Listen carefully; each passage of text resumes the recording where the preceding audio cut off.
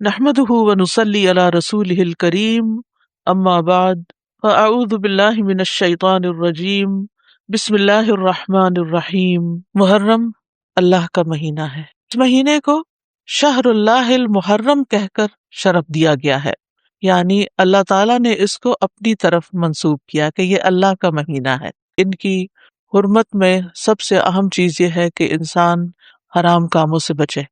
حرمت والے مہینوں میں خاص طور پر ظلم کی ممانعت ہے۔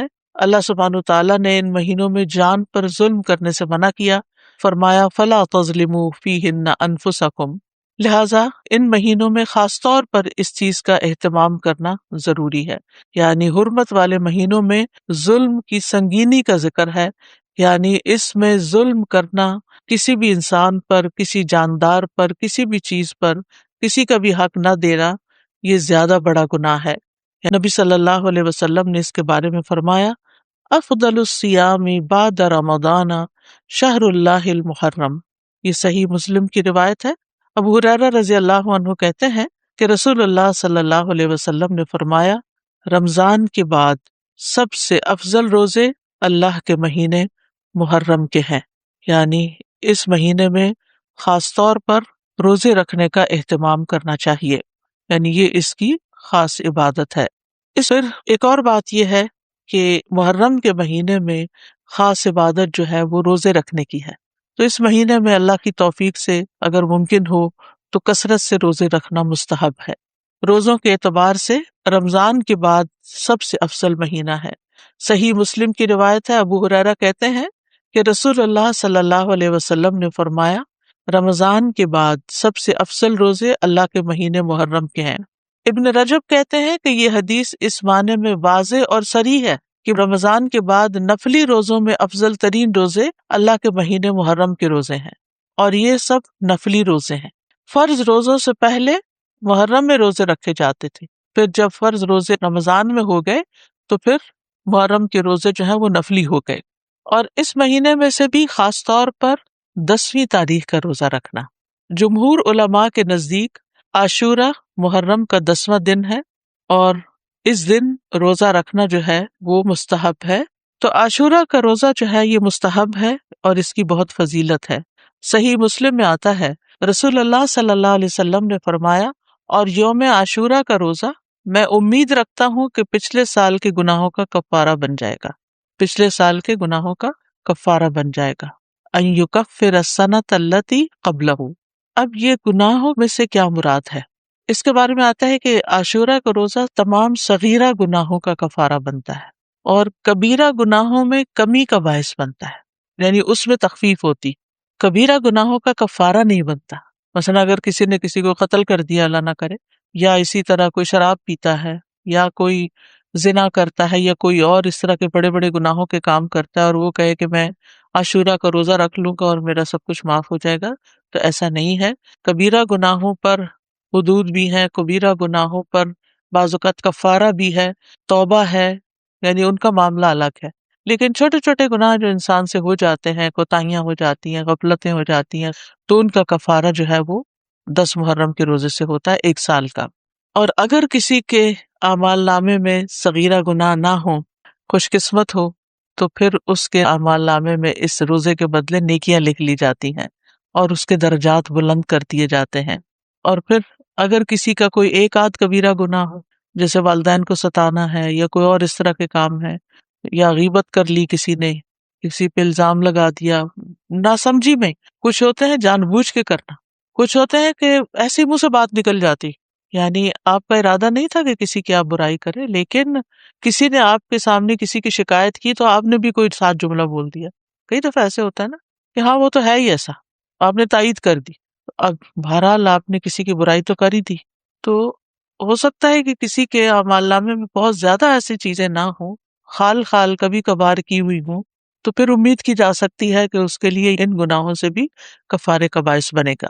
پھر اسی طرح اگر فرض روزوں کی قضا باقی ہو، عموماً یہ کہا جاتا ہے نا کہ اگر آپ کے اوپر فرض روزے ہیں تو پہلے وہ پورے کریں پھر نفل پہ آئیں، لیکن اس روزے کی فضیلت کی وجہ سے آپ اس دن کا روزہ رکھ لیں، پھر اس کے بعد باقی قضا پوری کر لیں۔ فرض کی قضا سے پہلے خاص دن کا نفلی روزہ رکھنا جائز ہے. یہ ہے مسئلہ. یعنی اگر کسی نے ابھی فرض پورے نہیں کیے تو نفلی سے محروم نہ رہے. یہ روزہ اس لیے رکھنا چاہیے کہ یہ خاص دن کا روزہ ہے، جبکہ رمضان کے روزوں کی قضا کی جو مدت ہے اس میں بہت وسعت ہے، اس کی بریکٹ بڑی ہے. بعض علماء کے نزدیک عاشورہ کے روزے کو فرض کی نیت سے رکھا جا سکتا ہے، یعنی قضا بھی رکھی جا سکتی ہے. یعنی 9ویں 10ویں کا اگر وہ قضا کے اس میں رکھ سکتا ہے، لیکن یہ بعض کی رائے ہے. وہ کہتے کہ قضا صحیح ہوگی اور ساتھ ہی 10ویں تاریخ کو روزہ رکھنے کا ثواب بھی ہو جائے گا. یہ شیخ ابن عثیمین کا فتویٰ ہے، ان کے خیال میں ایسا کیا جا سکتا ہے. لیکن افضل یہی ہے کہ عاشورہ کا روزہ نفل نیت سے ہی رکھا جائے، فرض کو اس میں مکس نہ کیا جائے، اور 10ویں کے علاوہ جو باقی دن ہیں ان میں اپنے قضا روزے ادا کر لے انسان. لیکن 9 اور 11 کا روزہ قضا کی نیت سے رکھنا جائز ہے. سمجھ گئے؟ یعنی 10ویں کا روزہ قضا کی نیت سے نہ رکھے، لیکن 9ویں اور 11ویں کا رکھ لے. اسی طرح صحیح بخاری کی روایت ہے، ابن عباس کہتے ہیں نبی صلی اللہ علیہ وسلم نے رمضان کے سوا کبھی پورا 1 مہینہ روزے نہیں رکھے. تو اگرچہ اس مہینے کے روزے افضل ہیں لیکن پورا مہینہ رکھنے کی ضرورت نہیں ہے. آپ روزے رکھتے حتیٰ کہ کہنے والا کہتا واللہ آپ کبھی افطار نہیں کریں گے، یعنی مسلسل رکھتے چلے جاتے تھے. اور افطار کرتے یعنی چھوڑ دیتے روزے رکھنا حتیٰ کہ کہنے والا کہتا اللہ کی قسم آپ کبھی روزے نہیں رکھیں گے.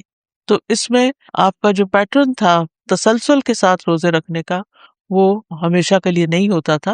اور یہ کیوں نہیں کیا آپ نے؟ اس لیے نہیں کہ آپ کے اندر طاقت نہیں تھی، اس لیے کہ امت کے لیے مشکل نہ ہو. کیونکہ امت میں بہت سارے لوگ ایسے ہوتے ہیں جو نبی صلی اللہ علیہ وسلم کی ہر بات کو کاپی کرنا چاہتے ہیں، ہر سنت کی پیروی کرنا چاہتے ہیں، تو پھر یہ چیز مشکل ہو جاتی. پھر اہل و عیال اور اپنے ماتحت لوگوں کو بھی اس دن روزہ رکھوانا چاہیے. یعنی صرف آپ خود ہی نہ رکھ لیں، اپنے بچوں کو بھی کہیں، گھر میں بھی بتائیں، رشتہ داروں کو بتائیں، اوروں کو بھی قائل کریں. یعنی انسان کو چاہیے کہ اپنے اہل و عیال اور جن لوگوں کی ذمہ داری اس پہ عائد ہوتی ہے ان کے بارے میں اس روزے کے حوالے سے خاص خیال رکھیں.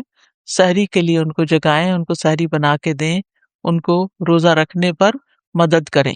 وآخر دعوانا ان الحمد للہ رب العالمین. سبحانک اللہم و بحمدک اشہد ان لا الہ الا انت استغفرک و اتوب الیک. اور ان مہینوں میں خاص طور پر اپنی جانوں پر ظلم نہ کرو، اس کا حکم دیا گیا. صحیح بخاری میں بھی آتا ہے، ابو بکرہ کی روایت ہے کہ نبی صلی اللہ علیہ وسلم نے فرمایا زمانہ گھومتا ہوا اپنی اصلی حالت پر آ گیا ہے جس دن اللہ نے آسمانوں اور زمینوں کو پیدا کیا تھا، کیونکہ عربوں نے مہینوں کی گنتی میں بہت کچھ تبدیلیاں کر دی تھی. کبھی کسی سال میں مہینہ بڑھا دیا، کبھی گھٹا دیا، تو وقت اپنی اصل پہ نہیں رہا تھا. لیکن جس سال نبی صلی اللہ علیہ وسلم نے حج کیا اس موقع پر یہ فرمایا کہ یہ حج اپنے اصلی صحیح وقت پر اور صحیح تاریخ کے مطابق ہوا ہے. فرمایا زمانہ گھومتا ہوا اپنی اصلی حالت پر آ گیا ہے جس دن اللہ نے آسمانوں اور زمینوں کو پیدا کیا تھا.